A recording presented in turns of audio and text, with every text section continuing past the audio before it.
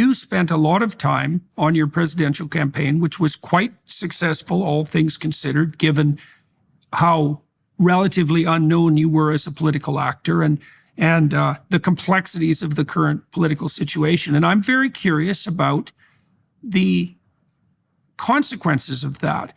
I mean, I did note that, there was a fair amount of, I'm wondering what your relationship is with the powers that be on the Republican side at the moment. I mean, we've seen Trump make some remarkably interesting moves in the past few weeks. I mean, the fact that he's aligned himself with Tulsi Gabbard and RFK, and by all appearances, Elon Musk, who agreed yesterday to head something like a commission on governmental efficiency, which would be, I mean, the radicalness of this can hardly be overstated, right? I mean, RFK wants to, what? He wants to rekindle or reformulate the health and food distribution systems.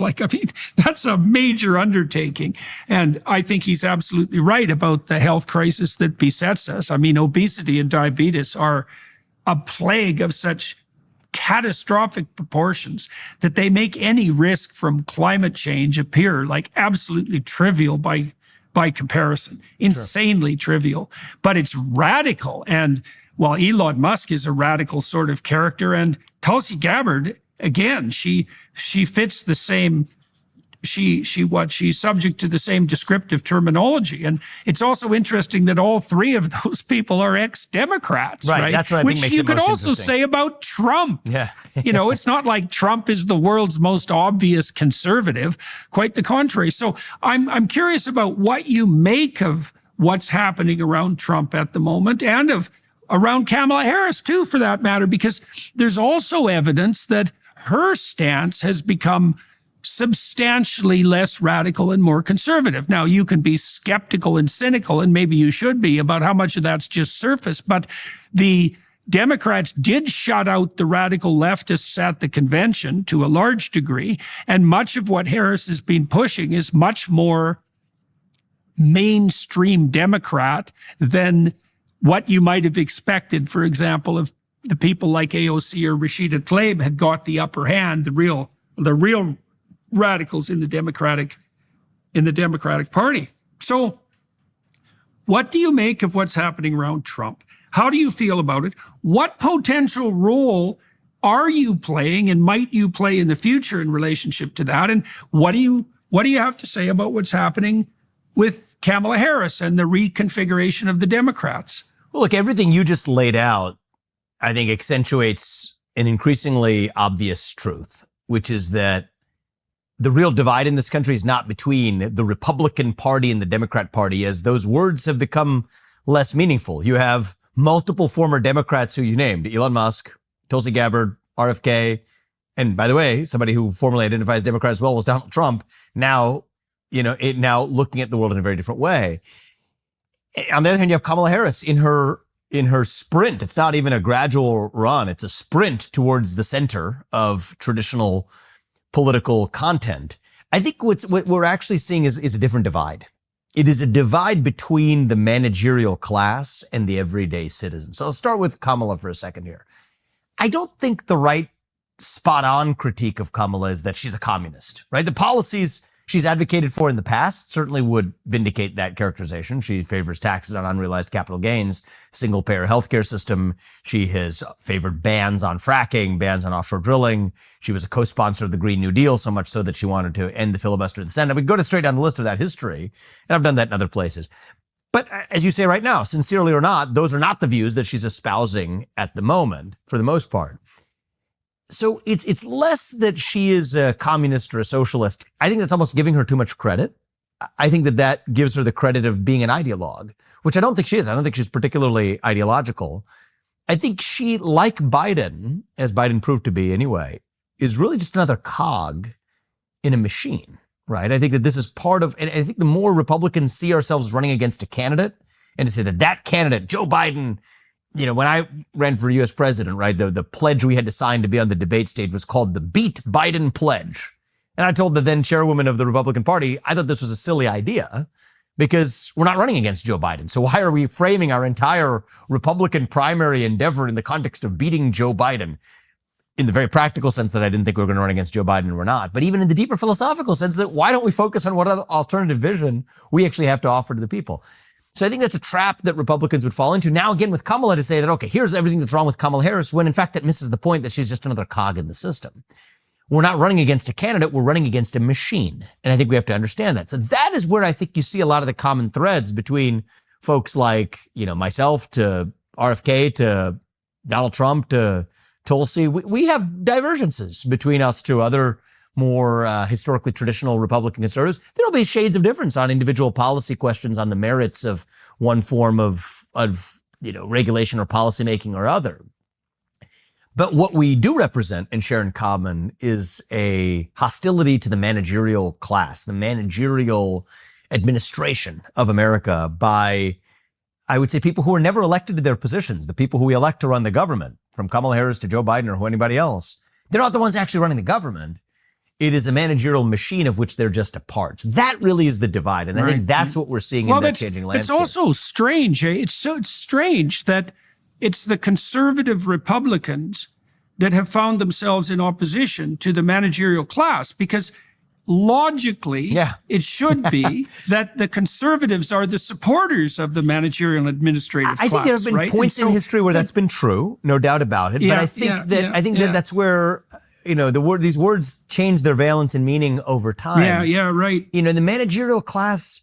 I don't use the term the elites really as much as some of my other friends on the right do, because I think that I'm an elite. Elon Musk is an elite, by certain definitions, founders. I think there's a different categorization I would offer between the everyday citizen, the creators, and then this managerial intermediary class, the bureaucrat class, the committee class. And I think there's always a balance of power between all three, and maybe some element of all three is always required in a well-functioning society. But right now, we live in a moment where that balance of power has shifted too heavily in favor of the managerial committee class, and not just in government, but in universities and companies, in nonprofits, in any institution. And I think now is a moment we live in where creators are able to ally with everyday citizens to be able to drive real change. And so that's, I'm a creator by background. That's what led me to run for US president. Donald Trump, Elon Musk, very similar backgrounds as creators who are allied with the everyday citizen to overthrow, in some sense, the managerial class that has a lot of our modern culture and certainly our modern government in a chokehold. And so that's what motivated me to run in the first place. I think it's a common thread that you could connect for some of the other characters you just mentioned. And, for my part, look, America's healthcare system is lacking in any real care. Insurance companies regularly deny progressive treatment options, primary care physicians refuse to order comprehensive lab work, and the standards of care lag years behind the leading research. That's where Merrick Health comes in. Merrick Health represents a paradigm shift in how we approach medicine. The premier health optimization platform, Merrick Health empowers you to maximize your longevity and performance with the confidence that comes from having experts in your back pocket. They offer cutting-edge diagnostic labs, concierge health coaching, and expert clinical oversight. They help you achieve your health and fitness goals by leveraging data-driven lifestyle and nutrition recommendations, along with supplement and prescription treatment options. If you're listening to this show, then you're probably a proponent of taking your health into your own hands. That's why we've teamed up with Merrick Health to offer a turnkey optimization package designed for those who want to maximize their performance and longevity with the most elaborate testing on the market. You'll receive extensive lab work, thorough lab reports, video calls with Merrick's health experts, and expedited onboarding. Go to merrickhealth.com/Peterson and use code Peterson to get the same panel and medical oversight I get and save 10% at checkout. That's merrickhealth.com/Peterson and use code Peterson at checkout. For my part, look, I've enjoyed my presidential run immensely. I was the experience of a lifetime. I grew in ways that I would not have but for doing that one thing. I do believe in for all the things that I could blame for why I didn't achieve the ultimate goal, I'm grateful that as somebody who was relatively unknown at the start of it, I beat multiple former and current senators and governors and a former vice president along the way. And so I'm satisfied with how we did.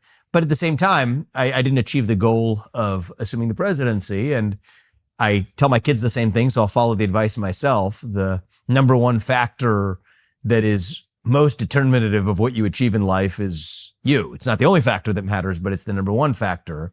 And there are some things that I think I could have done better.